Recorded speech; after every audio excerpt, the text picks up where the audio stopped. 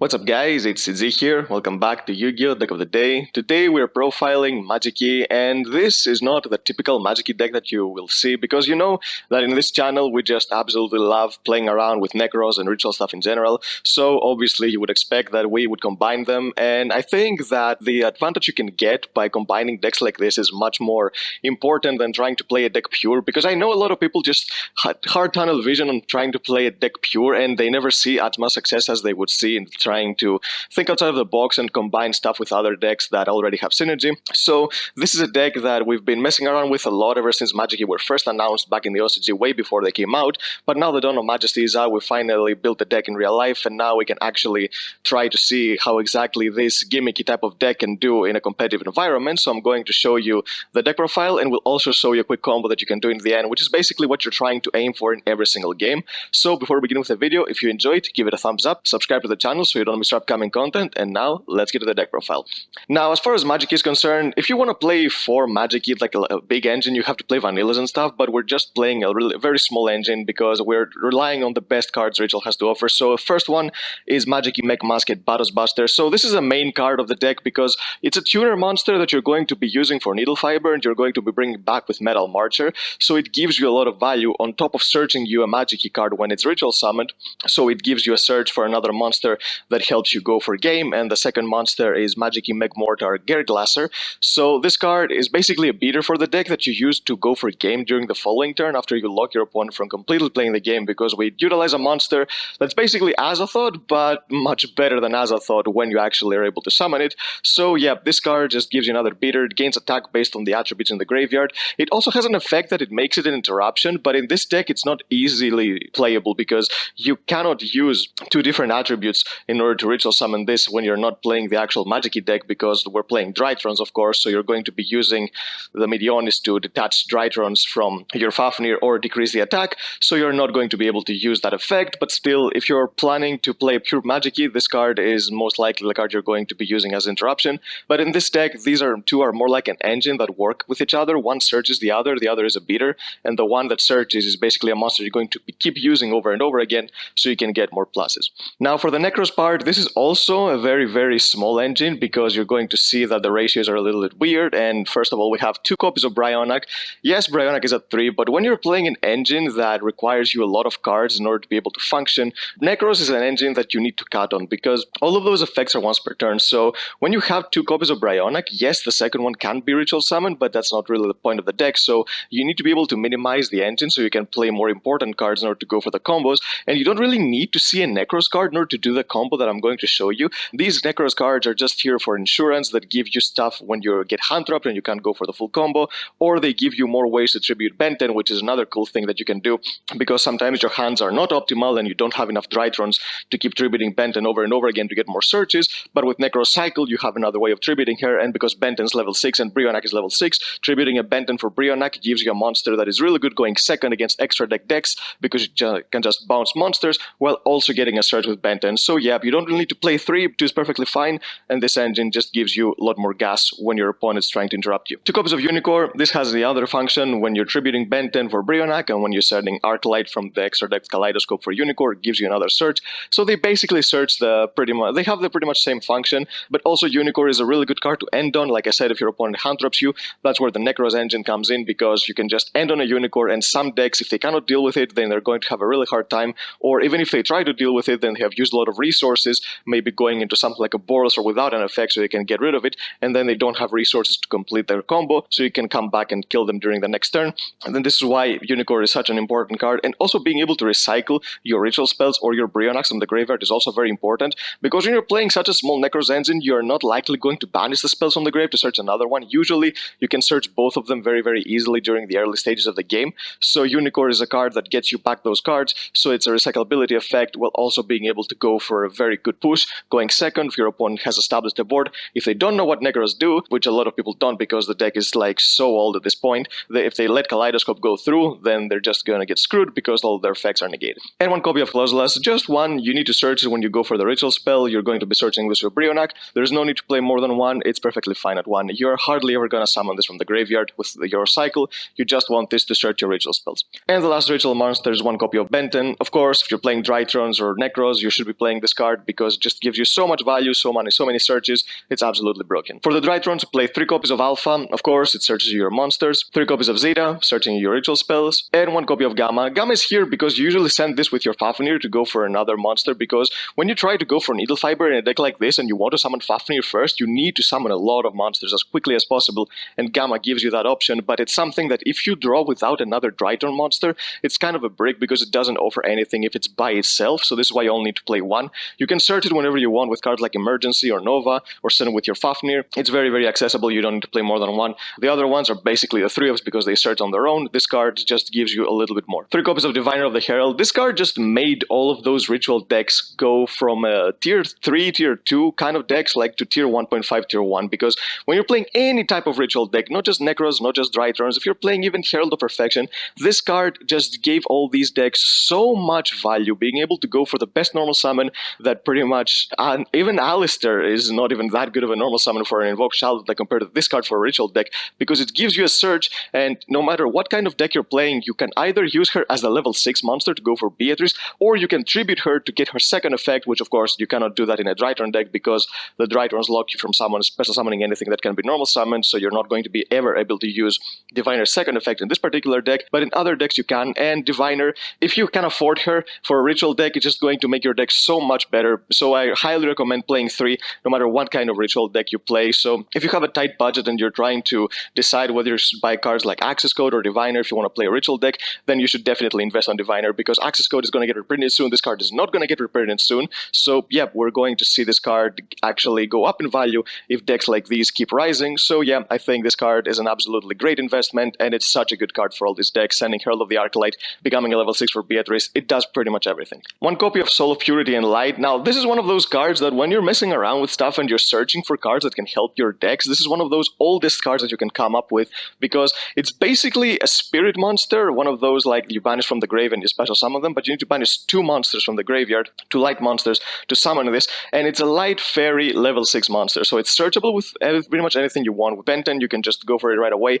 and being a level 6, you can actually go for Beatrice with it, so it gives you another search that can get you to your rank 6, because when you're bringing back your Benten, it's much more optimal to tribute her again to go for another Drytron and get the search for Soul of Purity and Light than actually overlay Benten, because if you overlay Benten immediately, then you're going to miss on a search, so basically you're missing on 1 or potentially 2 monsters on the field if you're going for Gamma. So this is why this one card is actually really good, and it's not even a bad draw because it's just another extender. All your monsters are light and you don't really care about banishing Drytrons. This deck's purpose is not to outgrind your opponent, it's to lock your opponent for a turn and then destroy them during the following turn, so you're not going to be playing the long grind games with the deck as long as the plays went as actually want and you didn't get hand trapped. But the deck can grind, of course, but this is not the main point of the deck, so banishing the Drytrons early if you hard draw this card or if you search it, it's not a big deal. 2 copies of Eva. This is basically standard in any kind of Drytron deck because you play Beatrice, and with Beatrice you send this to the grave, you search one of your Herald of the Orange Lights, and you search one of your Diviners, and even if you draw one of the 2 Evas, it doesn't really matter because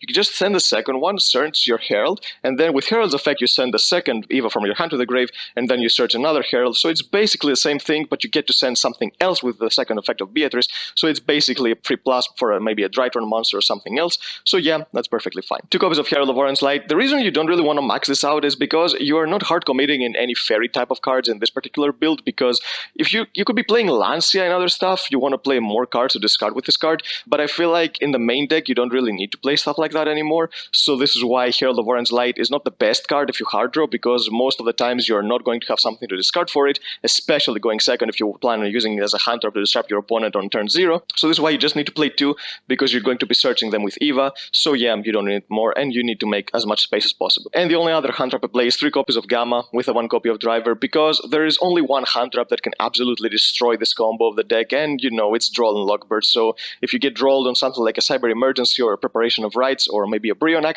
yes, you're going to have a really hard time, you're not going to be able to play, so you need to be able to deal with that, so yeah, this is why you need to play Gamma for a deck like this, absolutely. For the spells, we have 3 copies of Drytron Nova, of course, giving you the search for pretty much anything you want. If this card is too expensive for you, then you can swap ratios with another card I'm going to show you, but it's the most optimal way to play the deck, but I'm going to explain what you can do to replace 2 of those 3 copies. You absolutely have to play just 1, but you don't really need to play 3, which I'm going to show you why. 3 copies of Cyber Emergency, of course, searching all your Drytrons. 3 copies of Preparation of Rites, searching your Magic Key and your Nekroz cards. Play 1 one copy of Drytron Fafnir. This is the other thing you can switch around. If you only have a budget for not too many cards, because I know when you're trying to pick up 3 copies of Diviner, 3 copies of your Drytron Nova, this deck can get really expensive. So technically you can replace 2 copies of Nova with 2 more copies of Fafnir and maybe a Terraforming Tube, because you can search it, because it's a field spell that searches a Drytron spell and trap when it's activated. So yeah, this can happen too, but the problem with this is that it makes the deck more vulnerable to draw on Lockbird. This is why I only play 1, because this is the most optimal build.